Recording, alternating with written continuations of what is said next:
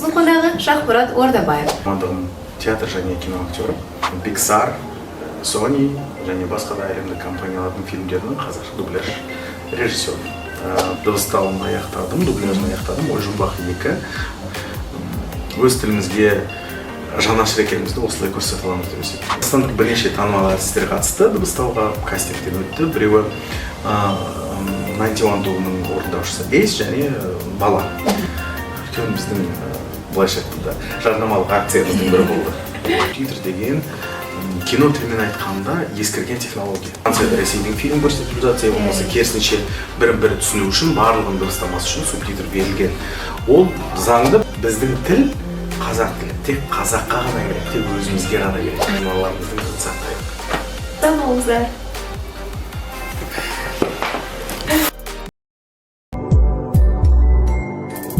Сәлеметсіздер ме, біздің Ой таста подкастының көрермендері. Подкасты жүргізетін мен, Адибаева Индира. Бүгінгі біздің подкастымыздың қонағы Шахмурат Ордабаев. Музыкалық драма театрының актері және де деген дубляж режиссері болып саналады. Ой таста подкастының мақсаты ол негізінде қазақ тілді жобаларды насихаттау арқылы қазақ тілді контентті дамыту және әртүрлі сала мамандарынан сұхбат ала отырып, оқырмандарды шабыттандыратын, оларға зерделі ой тастайтын подкаст жобасын жүргізу болып саналады. Негізінде менің білуімше, Шахмурат Ордабаев, сіз музыкалық драма театрының актері болып саналасыз. Және де көптеген осылай фильмдерді, бейнефильмдерді, мультфильмдерді деген дубляж, қазақ тіліне дубляж ретінде шығарған болып саналасыз. Иә, және де сіздің деген Инстаграм парақшаңыздан қарасам, сіз осы актерлік шеберлік мамандығын оқып бітіргенсіз. Сол өзіңіз деген мансабыңызды дубляж саласында, осы актерлік шеберлік саласында сіз қалай бастадыңыз? Шақырғаныңызға рахмет. Қалай бастадым? Мен жалпы өнерлі отбасында өскендіктен, әкем де анам да бар өмірін өнерге арнаған адамдар болғандықтан, бала кезімнен-ақ сахнаның ерекшелігін, театр, шынайы тірі өнер, фольклорлық өнер деген сияқты нәрселердің арасында сахнаның шымылдығына айналып өстім. Сондықтан өнер менің бала кезден-ақ сүйіп таңдаған мамандығым. Әуелде осы Қазақ ұлттық өнер университетін тәмамдадым. Мамандығым театр және кино актері. Өзіңіз айтқан Қалибек Қуанышбаев атындағы ұлттық театрдың мінекей 15 жыл болып қалды актермын. Сонымен қатар Disney, Pixar, Sony және басқа да әлемдік компаниялардың фильмдерінің қазақша дубляж режиссері. Бұл бір жағынан менің негізгі жұмысым, қызметім, екінші жағынан менің сүйікті ісім. Керемет. Мен өзім деген андай айтады ғой, негізінде армандаған жұмысына бар деп. Бірақ көбісі өзі армандаған жұмысына бармай қалады. Менде қазір сондай болып тұр, бірақ ол шын солай. Әр адам өз ісін шын рахаттанып, өзінің сүйікті ісін атқарады. Сондықтан менің ойымша, мен жұмысқа барып, бір жұмыс істеп жүрмін, қызмет атқарып жүрмін деп айту жеткіліксіз. Мен сүйікті ісіммен айналысам. Бұл шығармашылық, ол үнемі қозғалыста, шығармашылықпен айналысатын адам ешқашан бір орында тоқтамайды. Сондықтан мейлінше өз ісіңізді таңдағанда, оны кішкене мына сүйікті арманыңызбен, сүйікті ісіңізбен салыстырып көру керек. Жақын ба, сол туралы ма, сол ма деген сияқты. Дұрыс айтасыз. Ал осы деген жасөспірімдерге қандай кеңес берер едіңіз? Өзін деген табудан, өзін деген таңдағың келген мамандығына қалай баруға болатыны туралы? Яғни қалай қысылмауға болады соны? Біріншіден, қазіргі заман өзгеше. Қазір кез келген колледждер, шетелдік университеттер мамандық ұсынатын. Олар бағдарламаларын кеңінен ашуда. Оған жетік дайын болу үшін арнайы емтихандардан өтеді. Біздің ЕНТ, УБТ мен басқа, олардан басқа халықаралық үлкен емтихандар өтіп жатады. Оған онлайнда қатысуға болады. Тек адам өз шынымен не қалап тұрғанын түсінсе болғаны. Бірақ мамандықты таңдадым, бұл менің қалауым болды деп тағы да ойланып қалған адамдар болады. Өйткені күнделікті біздің қызығушылық нәрселеріміз өзгеруі мүмкін. Сіз бүгін бір нәрсеге қызығасыз, ертең басқа нәрсеге қызығып кетуіңіз мүмкін. Ол да норма, ол да бір шошитын зат емес. Өйткені адам үнемі ізденіс үстінде жүру керек. Бірақ ең бастысы менің айтарым, қазіргі таңда мамандық таңдағанда екі нәрсені алу керек деп ойлаймын. Біріншіден ол айналаңа, еліңе, мемлекетіңе, өз тіліңе қандай үлес қоса алатыныңды есепке алу керек. Екіншіден өзің тұлға ретінде, адам ретінде шын өсетініңді, бұл мамандық сені өсіретінін есепке алу керек деп ойлаймын. Рахмет. Сол енді деген сіздің мамандығыңызға қарай кетсек, онда сізде дубляж жасау барысында сіздің жүрегіңізде ерекше орын алған, ондай жақын болған сізде кейіпкер бар ма? Дубляж режиссер ретінде менің сүйікті фильмім бар. Қазақша жасаған ол Коконың құпиясы. Коко деп ағылшынша аталады, қазақша Коконың құпиясы. Ол алғашқы жобаларының бірі, ол өте ыстық, өйткені музыкалық кейіпкерлер көп. Ал дубляж әртісі ретінде менің сүйікті өзімнің дыбыстаған кейіпкерім ол Frozen деген жоба, қазақшалап айтқанда мұзды өлке. Ол жерде мен Аққала Оловты дыбыстадым. Сол менің сүйікті кейіпкерім. Ол әрине мен үшін ерекше ыстық. Өйткені ол аңқау бола тұра өте мейірімді және өзі туғанына 3 жыл болса да, ол кәдімгі ересек адамның ақылын айта алатын қызық Аққала. Ерекше. Мен деген сіздің айтып кеткен осы бейнефильмдеріңіз, мультфильмдеріңіз, сол менің ең сүйікті мультфильмдерім болып саналады. Сол Тайна Коко деп айтады ғой. Соның ішінде деген қандай қиыншылықтар болды сізде дубляж жасау барысында? Коконың құпиясында ең қиын, ол бәлкім сол үшін де мен үшін ыстық шығар, өйткені Коконың құпиясы мына біздің қазақ тіліне, қазақтың менталитетіне, біздің салт дәстүрімізге сәл жақындау. Мексикан халқы дәстүрлерге ұстанады. Дәстүрлерді өте жақын ұстанады және ғайып болған, қайтыс болған о дүниелік жаңағы туысқандарының рух шарпына бағыттап әртүрлі бізде дәстүр бар ғой, сонымен байланысты. Сол сияқты оларда да ол бір киелі Los Diados Muertos деген бір қасиетті күн бар, қазан айының аяғында тойланады.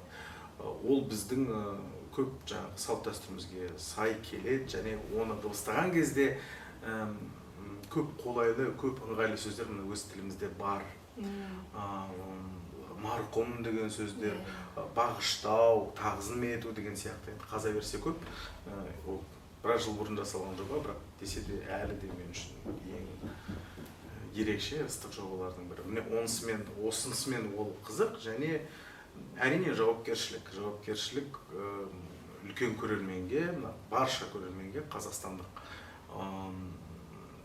қазақстан тұрғындарына біздің отбасылық контентті ұсынған кезде үлкен жауапкершілік бар. Өйткені бұл фильмді көрген адамдар, қазақ тілінде көрген адамдар фильмнің басты идеясынан ауытқып кетпеу керек. Аударма әртүрлі жаңағы біздің локалдық ерекшеліктерімізді қосқанмен де ол сюжетті де ұстанып тұру керек. Сюжеттің негізгі желісін, автордың ойлап тапқан идеясын бұзуға біздің хақымыз жоқ. Осындай нәрселер әрине қиындатады. Бірақ ол орынды, заңды нәрсе. Сондықтан оған біздің етімізді үйреніп қалды ғой. Мен білуімше, сіз деген қазіргі уақытта Ой жұмбақ екінші мультфильмнен мен бірге деген жұмыс істегенсіз. Дәл қазір осыдан бір апта бұрын ғана болды. Мен оны дыбыстауын аяқтадым, дубляжын аяқтадым. Ой жұмбақ 2. Біріншісі 2016 жыл шыққан болатын. Қазақша ол да дыбысталды, Қазақстан ұлттық арнасында жасалды. Жалғасы мінекей Алматы қаласында жасалды. Бұған дейін бұл жобалар демеушілердің көмегімен, мемлекеттің көмегімен жасалған болатын. Осы жолы Disney компаниясының өзі өз тілімізді былайша айтқанда мойындап, қолдап, өздерінің А санатындағы ең үздік жобаларының бірін, әсіресе бірінші Ой жұмбақты қазақша дыбыстауға бел буды. Сондықтан бізде осындай мүмкіндік болып тұр. Көрермен ретінде біз осы нәрсені көруіміз керек деп есептеймін. Барша халық осыны бір адамдай барып көріп, өз тілімізге жанашыр екенімізді осылай көрсете аламыз деп есептеймін. Жоба жақында ғана аяқталды, осы жаңа айтқандай бір апта бұрын ғана қазақшасы да, орысшасы да дыбысталып бітті. Фильм дайын.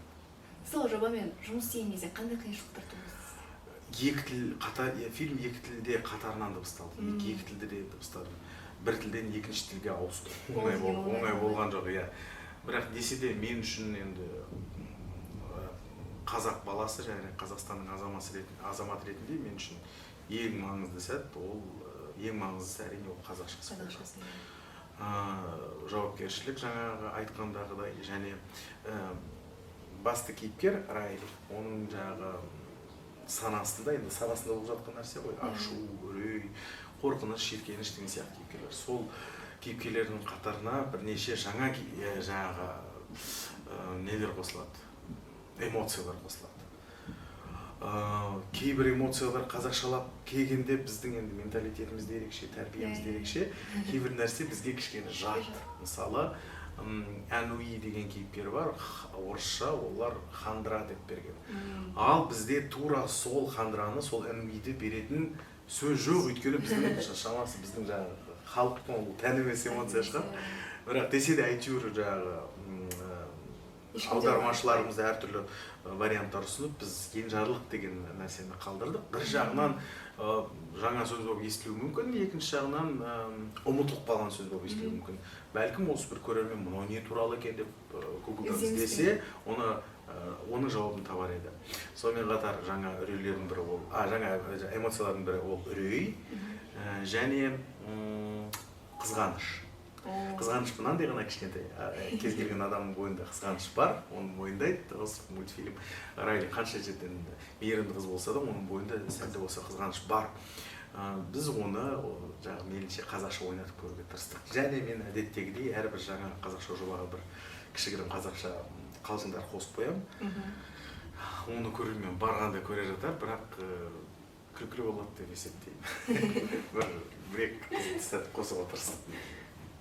Керемет. Ал осы деген дубляж жасау барысында актерлерді сіздер қалай таңдайсыздар? Disney компаниясының ережесі бойынша негізгі кейіпкерлерге біз шамамен 3-4 адамды ұсынуымыз керек. Мысалы ретінде Райлидің өзіне біз 3-4 актрисаның дауысын ұсынуымыз керек. Яғни кандидаттар көп. Кандидаттар біз ең бірінші кезеңде өзіміз кастинг жасаймыз. Сол 10 шақты адамның ішінен 3-еуін таңдап Райлиге 3-еуін қалдырамыз да Disney компаниясының продюсерлеріне жібереміз. Америка құрама штаттарына. Я болмаса ол Британияда жаңағы продюсер қай жерде болса сонда жібереміз. Сол кісілер етене бір-бірімен ақылдаса отырып, тілімізді білмесе де жаңағы әртістің дауыс ырғағын, оның актерлік шеберлігін есепке ала отырып, әртістерді бекітеді. Яғни біз өзіміз отырып таңдамаймыз. Бұл енді негізгі кейіпкерлер, басты кейіпкерлер. Ашу, қуаныш, жиіркеніш, мұң және ашу, қуаныш, жиіркеніш, қорқыныш және мұң. Бұған қосылған жаңағы 4 жаңа кейіпкер бар. Осылардың барлығын ресми кастинг арқылы таңдадық. Ал қосалқы кейіпкерлер бар, оларды жаңағы анасы, әкесі деген сияқты оларды жаңағы алматылық продюсерлермен бірге ақылдаса отырып таңдадық. Мен кім-кімді дыбыстағанын айтуға хақым жоқ негізінде, бірақ бүйтіп айтайын. Осы қазақша жобаға бірнеше қазақстандық әртістер қатысты. Біреуі 91 тобының Ace деген орындаушысы, екіншісін шатасып отыр, қазір монтажды кесіп алып тастайсыздар. Біреу Азамат, біреу Бала және Ace. Осы басастайын. Кімді дыбыстағанын айтқан жоқпын ғой.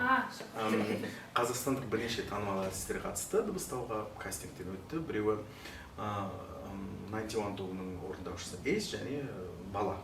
Сонымен қатар бұрынғы Cash You тобының әншісі, қазір сол әншісі Жұлдыз деген актриса дыбыстады. Жоқ, ол Жанарды қалысы, шатастырып сізге. Жұлдыз Абдукәрим болу керек.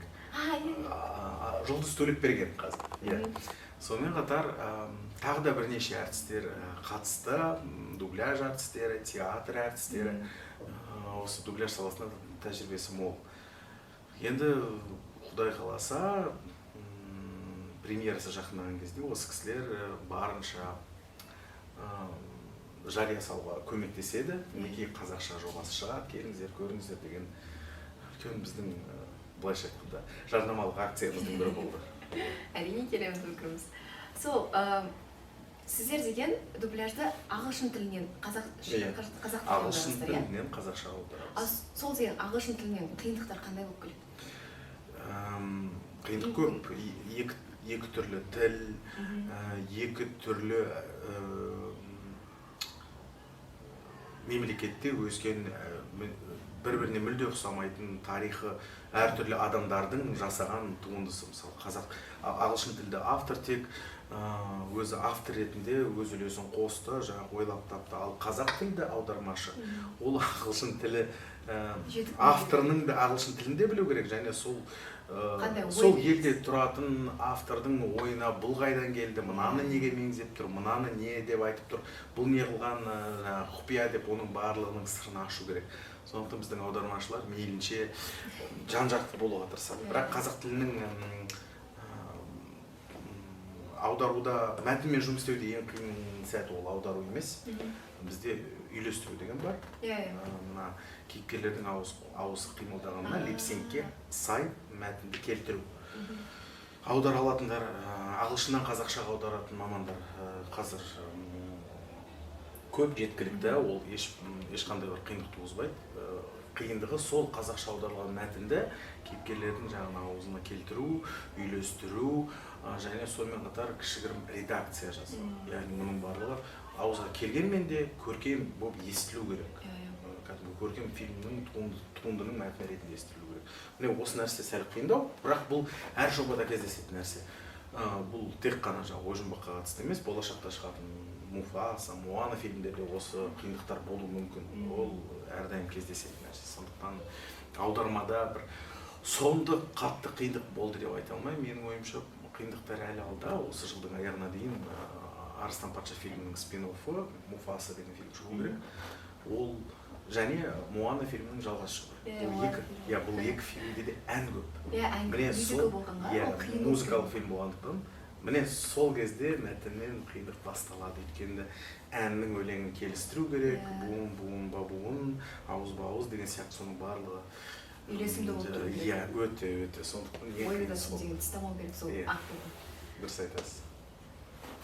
Осы деген мен кинотеатрға барған кезде көбінесе фильмді қарап жатқан кезде астында қазақша несі болады, аудармасы болады.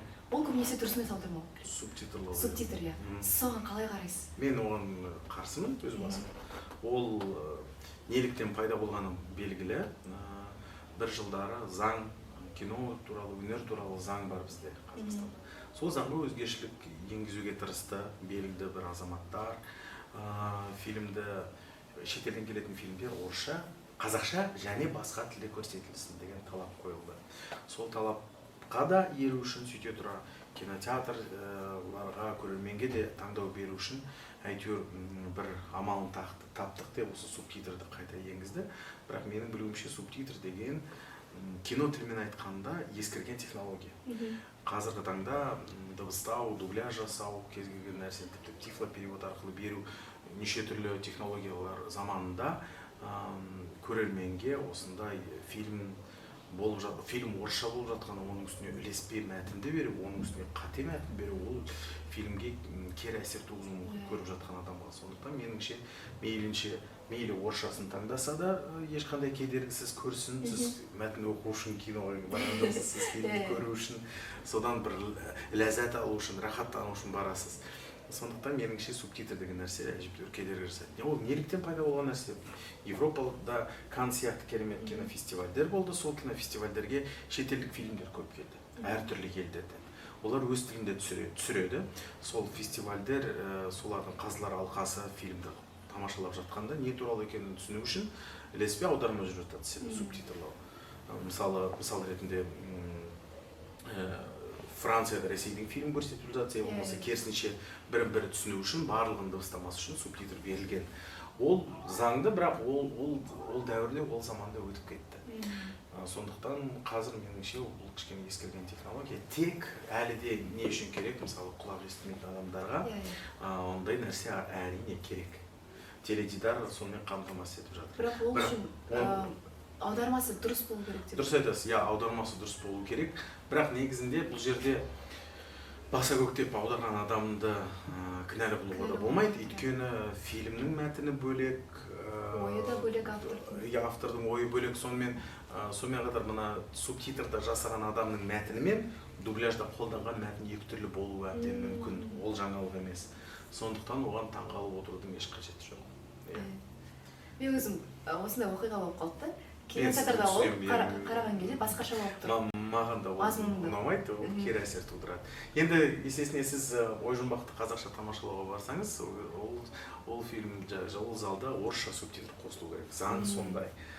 Бірақ қазақшасы басталған кезде, фильм сізді баурап алған кезде сіз мәтінді көрмей кетесіз. Бір 3-4 минут мазаңыз ала тұрар, сосын қояды. Ал осы қалай сіз дубляж нұсқа фильмді жақсарта алады деп ойлайсыз? Әрине. Менің ойымша, дубляж арқылы фильмді жақсарту кез келген маманның міндеті. Өйткені мен әрине түсінемін, шетелде шығып жатқан әртүрлі жаңа трендтер, толерантты ойлар, соның барлығын адами тұрғыдан мен әрине өзім қолдамауым мүмкін. Бірақ отбасылық контент деген барша көрерменге ыңғайланып жасалатын дүние. Мен өзімнің достарыммен, я болмаса менің балаларыммен, оқушыларыммен, кішкентай бүлдіршіндермен бірге барып көретіндей отбасылық контентте біздің тілімізге, біздің елімізге, менталитетке, біздің тәрбиемізге сай емес болатын нәрселер көрсетіліп жатса, дубляж арқылы, я болмаса сай емес нәрселер айтылып жатса, дубляж арқылы осыны айналып өтіп, я болмаса жұмсартып, я болмаса одан да жақсы ой қосылатын болсақ, соны көрсетуіміз керек. Егер дубляждың сәлде бір фильмді жақсартатын мүмкіндік болса, оны қолдану керек деп есептеймін. Ал мейлінше ондай агрессияға толы қатты фильмдерге, мысалы 18+18+16 деген шектеулер бар, сол шектеуді орындалған жағдайда көп нәрсе жақсы болады деп есептеймін. Бірақ дубляждың мүмкіндігі осындай, және ол негізгі ағылшын тілінде болсын, қай тілінде болсын шыққан фильмді жақсартуға мүмкіндігі бар, және соны қолдану керек деп есептеймін. Себебі өз менталитетке ол бар. Ол бар. Біріншіден, екіншіден, кейбір мемлекеттердің мысалы бізде сыпайы түрі бар. Сен, мен, сіз бар. Ағылшын тілінде сыпайы тілі әңгіменің өзінде ол ешқашан қолданбайды. Олар жаңағы әртүрлі сөздерді қосу арқылы сіз қаншалықты сыпайы сөйлеп жатқаныңыз байқалады. Бұл біздің ерекшелігіміз және біздің мықты жағымыз. Біз сыпайы тілді қалай қолданамыз? Сыпайы түрді. Танымайтын кісімен сөйлескенде, үлкен кісімен сөйлескенде, сол арқылы бірінші сөзден-ақ, сіз деп бастаған сөзден-ақ, жаңағы кейіпкердің бірімен бірі қандай байланыста, қандай қарым-қатынаста соны сипаттай аламыз. Ол біздің бір жағынан күшіміз. Егер ондай жағдай болмаса, ол ашулы жағдай болса, біз сол сізден сенге көшіп, жағдайдың, жаңа диалогтың ауырлығын жақсы көрсете аламыз. Негізі біздің тіл, қазақ тілі, енді бәлкім дубляж әлі де жас шығар, бірақ кино және театр оны әлдеқашан дәлелдеген. Қазақ тілі арқылы көп нәрсеге қол жеткізе аламыз біз. Және бізден басқа тілдер бізден көп нәрсені үйрене алатын сияқты. Дұрыс айтасыз. Мен негізінде өзім кішкентай кезімнен бастап актерлік шеберлікпен деген айналысып келеді. Бірақ деген осы 6-7 сыныпта осымен айналыспай кетті. Себебі онда өзімнің қолайсыз бір жағдайлар болып қалды. Бірақ осы дубляж индустриясына дейін енді келетін жаңадан бастаушыларға сіз қандай кеңес берер едіңіз? Біріншіден тіл. Тілдің тазалығы болу керек. Тілсіз айналып келгенде тілге келеміз, бұл ең басты мәселе. Дубляж, қайсы бір өнер болмасын, жалпы біз ұлт ретінде де тек тіл арқылы қалыптасамыз. Біз нақты дубляж туралы айтып жатсақ, өнер туралы, актерлік мамандық, бұл жерде тілсіз еш нәрсе жүрмейді. Біз өз тілімізде таза, көркем әдебиетті көбірек оқуымыз керек, классикалық авторларды көбірек оқуымыз керек. Мына қазақы тілдің әуенін сақтап қалуымыз керек. Ол қазір кішкене теледидар арқылы, тикток арқылы сәл-сәл бүйтіп бұрмаланып өзгереді. Бірақ десе де ол өзіміздің мақамымыз, ол ән сияқты, өлеңмен ән. Осы тіліміз, әріптеріміз өлең болатын болса, оның дыбысы шығып жатқан ол ән. Біз осы әнімізді сақтап қалуымыз керек. Сол арқылы театрда да, кинода да, дубляжда да тіл тазалығы сақталады. Мен өз басым кәсіби мамандармен жұмыс істегенді таңдаймын. Кәсіби маман дегеніміз актер шеберлігі мамандығын тәмамдап театрда істеп жүрген әртістермен. Олардың арасында да өкінішке қарай осы дубляжға келе бермейтіндері бар. Өйткені біз барынша, мейлінше әйтеуір ең пронаунс жағынан, орфоэпия жағынан, тіл тазалығы жағынан мықтырақ әртістерді таңдауға тырысамыз. Сондықтан егер сіз дубляжбен айналысқыңыз келсе, театрмен, театр өнерімен, кино өнерімен, тіпті журналист болғыңыз келсе де, осы тіл тазалығын сақтағанымыз абзал. Ешқашан үйрену кеш емес, және мен болып жетті үйрендім дегенде болмайды, адам өмір бойы үйреніп алады бұл нәрсені. Сонда қысылмайды сөйлеп жүрген. Әрине, бұл біздің негізгі құралымыз. Сол, енді біздің подкасттың аты ол ой таста болып саналады. Ой таста? Ой таста, иә. Сіз біздің тыңдармандарымызға бүгінгі сұхбаттың деген қорытынды сөзін, түйін ретінде не айтар едіңіз? Қандай ой тастар едіңіз біздің оқырмандар? Иә, біз сұхбат алдында өте жақсы нәрсені қозғадық, мамандық таңдау және мамандығымыз сүйікті іс болу керек деген. Менің бағыма қарай солай болып жатыр. Менің үмітім болашақта біздің қай бір мамандығымыз болмасын, өз ісін сүйікті ісі ретінде толыққанды бар күш қуатын, бар жігерін, бар қиялын жұмсап жасай алады деген үмітім бар. Ой меніңше подкасттың басында тасталды, бірақ оған үтір қойып екінші ойымыз болсын, өз тілімізді құрметтейік, менің бір түйгенім осы шетелдік компаниялардың барлығымен жұмыс істей отырып, прокаттаушы компаниялармен жұмыс істей отырып, түйгенім осы біздің тіл қазақ тілі, тек қазаққа ғана керек, тек өзімізге ғана керек. Сондықтан осы қазынамыз үшін біз өзіміз күресуіміз керек, өзіміз осыны қорғауымыз керек, және мейлінше осы тілде өзіміз шыңдалуымыз керек. Сондықтан негізгі қазыналарымыздың бірі тіл, оны мен емес, оны көп жыл бойы біздің ұлыларымыздың барлығы айтып келген. Бірақ бізде айтсақ қате емес, негізгі қазыналарымыздың бірін сақтайық. Рахмет көп-көп. Сізге де көп рахмет. Осылай біздің деген ой таста подкастымыз өз мәресіне жетті. Тыңдағандарыңызға көп-көп рахмет. Қош, сау болыңыздар.